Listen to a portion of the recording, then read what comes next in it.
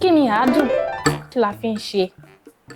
Àádùn jẹ́ ìkan lára èròjà ìwúre níbi ìsọmọlórúkọ, níbi ayẹyẹ ìgbéyàwó tàbí ìgbòmìnira lẹ́nu iṣẹ́. Báwo wá la ṣe ń ṣe àádùn?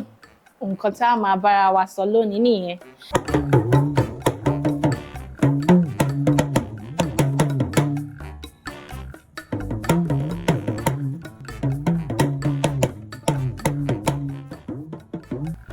Ẹ káàbọ̀ padà sórí Abínibí Studios.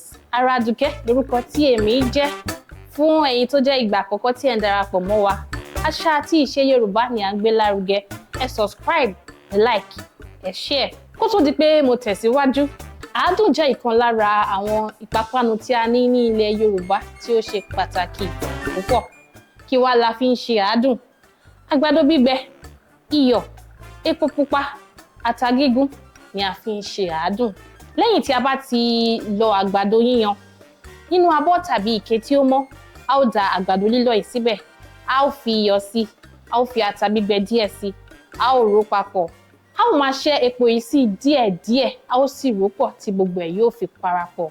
Lẹ́yìn náà ni a ó wá pọ́n sínú ewé mọ́ínmọ́ín, a ó fi okùn kékeré so, a ó sì fi sílẹ̀ di ọjọ́ kejì kí ó lè di papọ̀. Báyìí ni a ṣe ń ṣe àádùn. Ó rọrùn púpọ̀ láti ṣe. Bẹ́ẹ̀ náà ni ó sì jẹ́ ìkan lára àwọn ìpápánu tí ó ṣe pàtàkì ní ilẹ̀ Yorùbá. Kò ní jù báyìí lọ lórí Abínibí Studios. Fún ẹ̀yin tó jẹ́ ìgbà àkọ́kọ́ tí ẹ̀ ń darapọ̀ mọ́ wa, ẹ má gbàgbé láti subscribe, ẹ like, ẹ share. Àṣà àti ìṣe ni àwa ń gbé lárugẹ. Ó dìgbà.